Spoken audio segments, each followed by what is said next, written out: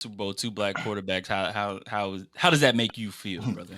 Feels great. It's already been coined the Soul Bowl, so I'm really excited. I like the name. It just kind of rolls off your tongue, but it's I had dope. Just not the heard that, opportunity. bro. Oh man, it's been all over the interwebs. Yeah, the Soul Bowl is what we gonna call it. Let your soul Yeah, glow. yeah. So the Soul Bowl, it's cool. It's going to be an opportunity for us to celebrate during, of course, Black History Month, but also just celebrate a sport that we hold very dear to our hearts. Hopefully, we get a really, really good game. I have no idea.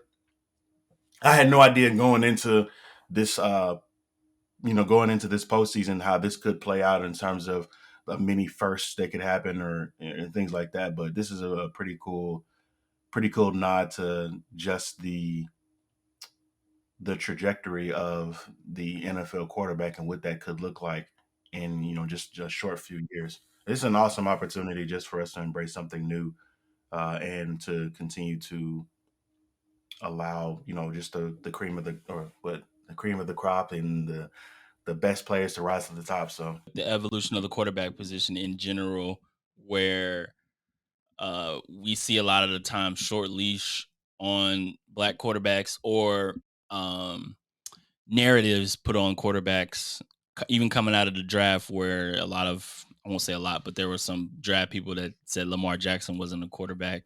he's a running back. They always seem, Cosplaying as a quarterback. yeah, there are always these labels put on black quarterbacks. I won't say always, but a lot of time there are labels that are put on these black quarterbacks.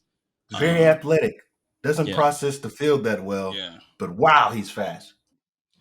So yeah, I think this is very important for the culture.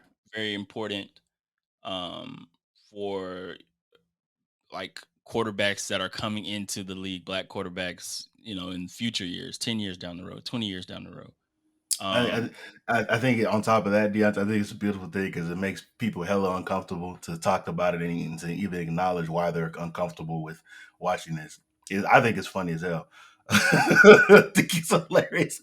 People already saying how they're not going to watch the Super Bowl or how they're frustrated about the outcome or the impact of the game and the way that it's not going to go well, and just the hopium that people are on, that it's going to have a bad impact or a bad turnout. So I think it's funny as hell. I enjoy the chaos of it all, but to your point, I think it's kind of cool when you think about it too, and you talk about and you might get to this in a little bit, Andy Reid and his where he shows up at in history in terms of having these black quarterbacks and just giving black personnel opportunities that otherwise maybe they wouldn't get with other coaches. But him having that on the forefront and him being an ally of sorts is kind of cool and dope to see in the progression over time. Because I mean, with obviously it goes back to Donovan McNabb. He was doing it a long time ago, and then of course now with Patrick Mahomes. So